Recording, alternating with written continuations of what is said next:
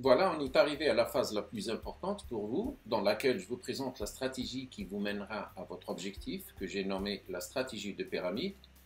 Avant de vous la présenter, j'ai vu qu'il me serait nécessaire de vous parler d'un paramètre important qui est le CEP, qui veut dire le sentiment d'efficacité personnelle. C'est en quelque sorte le thermomètre qu'on utilise pour mesurer l'aptitude d'un individu ainsi que sa confiance en soi face à une tâche professionnelle que devrait exécuter. Le CEP correspond donc à la croyance qu'a une personne sur ses capacités d'action. Il se mesure en pourcentage allant de 0 jusqu'à 100%. Je donne un exemple. On ramène un véhicule avec une panne électronique dans un garage. Dans ce garage, on trouve trois personnes.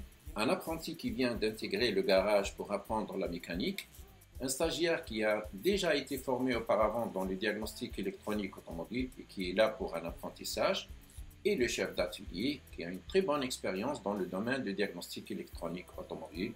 D'ailleurs, c'est à lui qu'on a confié la réparation du véhicule.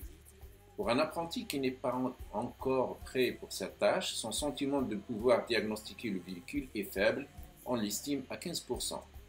Pour un stagiaire qui a suivi une formation au préalable, suivie par une bonne période d'apprentissage, il vous dira « Je pense que je pourrais le remettre en état ». Ici, on peut évaluer son CEP à 60%. Parce qu'il a du doute, il n'est pas sûr de lui-même de le réparer à 100%. Par contre, le chef d'atelier, il est certain et très confiant qu'il va le remettre en état puisqu'il a un bon savoir-faire dans ce domaine. Il a eu des cas similaires pas mal de fois auparavant. Son CEP ici est à 100%. Ce jugement de capacité de réaliser une tâche se construit à partir de trois principales ressources. Nous avons la formation, tant théorique que pratique, l'apprentissage et les expériences vécues. Ce sont les paramètres qui façonnent et augmentent le CEP de l'individu.